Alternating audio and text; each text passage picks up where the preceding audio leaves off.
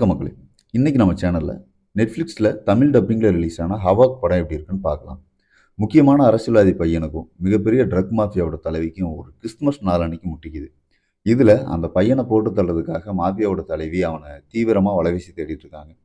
அப்போது அந்த அரசியல்வாதி ஊழல் போலீஸ்னா நம்ம ஹீரோ கிட்ட வந்து அவர் பையனை காப்பாற்றணும்னு சொல்கிறாரு. அதுக்கு நம்ம ஹீரோவும் ஒரு டிமாண்ட் வைக்கிறாரு. அதுக்கும் அந்த அரசியல்வாதி ஒத்துக்கிறாரு. அதுக்கப்புறம் நம்ம ஹீரோ அந்த பையனை காப்பாற்றுறதுக்காக என்னெல்லாம் டிசிஷன் எடுக்கிறாரு, அவரை எப்படிலாம் காப்பாற்றுறாரு, அதில் அவர் எதிர்கொள்கிற சிக்கல் என்ன, அதெல்லாம் எப்படி அவர் கடந்து அந்த பையனை காப்பாற்றினாரா இல்லையாரா அப்படிங்கிறது தான் படத்தோட கதைக்கிழமை. ஹீரோ அவர் கேரக்டருக்கு பொருந்தி போயிடுறாரு. ஆக்ஷன் சீன்ஸ்லாம் பாரபட்சமே இல்லாமல் வீடியோ கேம் மேலே மனுஷன் புகுந்து விளையாடிட்டு இருக்காரு. ஏன்னா பாதி படத்துக்கு மேலே பட்டு பட்டுன்னு சுட்டுட்டு தான் இருக்கும். அவரை தாண்டி மற்ற எந்த கேரக்டரும் ஒரு அழுத்தமான ரைட்டிங் இல்லைனாலும் அவங்களோட கேரக்டருக்கு பொருத்தமாகவும் இருக்காங்க. பின்னணி இசை நல்லா இருக்கு. என்ன அந்த துப்பாக்கி சத்தம் மட்டும் பொட்டு பொட்டுன்னு கேட்டுகிட்டே இருக்கும். படம் முடிஞ்சும் நம்ம காதில் அது கேட்டுக்கிட்டே இருக்க மாதிரி ஒரு ஃபீல் இருக்கும். ஹெட்ஃபோனில் சவுண்டு ஃபுல்லாக வச்சு கேட்டால் காது ஜவ்வு கிளியிறது கண்டிப்பாக உறுதி தான். திரைக்கதில் பெருசாக எந்த மெனக்கடலும் இல்லை. ஆக்ஷனில் பட்டையை கிளப்புன த ரெய்டு இயக்குனரோட அடுத்த படம் தான் இது.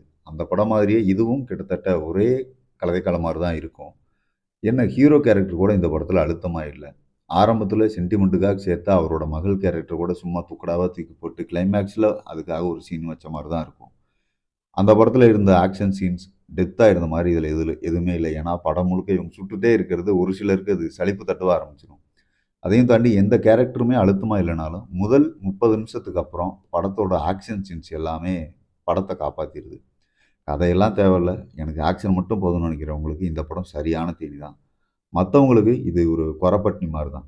படம் நெட்ஃப்ளிக்ஸில் தமிழ் டப்பிங்லேயே இருக்குது. ஆபாச காட்சிகள்னு எதுவுமே இல்லைனாலும் ரத்தம் நம்ம மூஞ்சியில் தெரிக்கிற அளவுக்கு காட்சிகள் நிறையவே உண்டு. தோட்டா பறந்துக்கிட்டே இருக்கும். பார்க்கணும்னு நினைக்கிறவங்க தாராளமாக பார்க்கலாம். அடுத்த ஒரு விமர்சனத்தில் சந்திப்போம் மக்களே. நன்றி.